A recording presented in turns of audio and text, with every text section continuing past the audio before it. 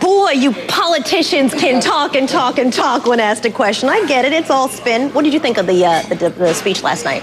You know, I thought if the president gives a good speech. I didn't think it was one of his best speeches, but I thought it was a good speech, and he delivered it well.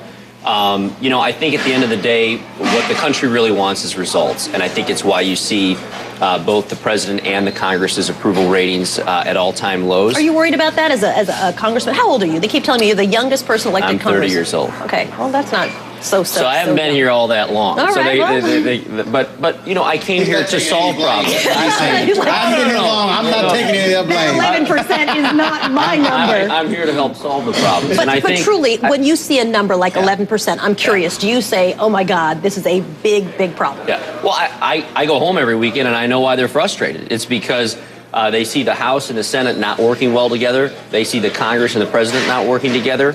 And I guess from my sense in the House, the frustration is I feel we have advanced bipartisan legislation that should move. We passed a budget.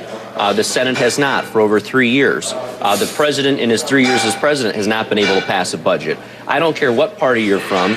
That's a failure of leadership for the president not to be able to advance a budget, even when his own party controlled the House and the Senate. Where are the areas where you see, and maybe John can jump in on this as well, where do you see a possibility of true bipartisanship? First, the president called for an extension of the unemployment benefits and the payroll tax deduction. The House did that earlier last year, as you know. That's a check done. That's a check. There's no reason we can't do that. Okay. Nobody thinks we're going to let the... What do you think, John? What else? Well, I think that's an important area that has to be done, but it expires again at the end of February. It needs to be done, and the president challenged the House in December and got that 2-month extension.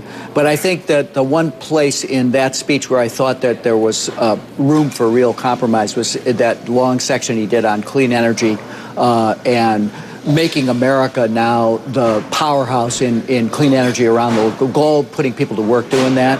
And I think that that's a place where maybe, you know, you could find some bipartisan agreement. You know, it's interesting, Roland. You and I have been on the air together for a long time now because we're both nowhere near the age of a congressman. And every year we have done the approval for Congress. And every year it's like, it's the worst ever. Right. And then next year, oh, it's the worst ever. Where do you see turning around that number? Or is it just not going to happen?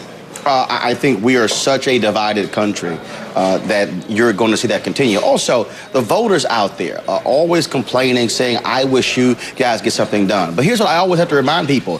You're the very folks who send them here. And so it's hard for voters to sit here and play this little game of saying, oh, they're not working together, when in Republican primaries, when in Democratic primaries, you have to go to the far left or to the far right. And so what you end up with is two parties with people at the extreme. That's the problem. You don't have enough moderates on both sides.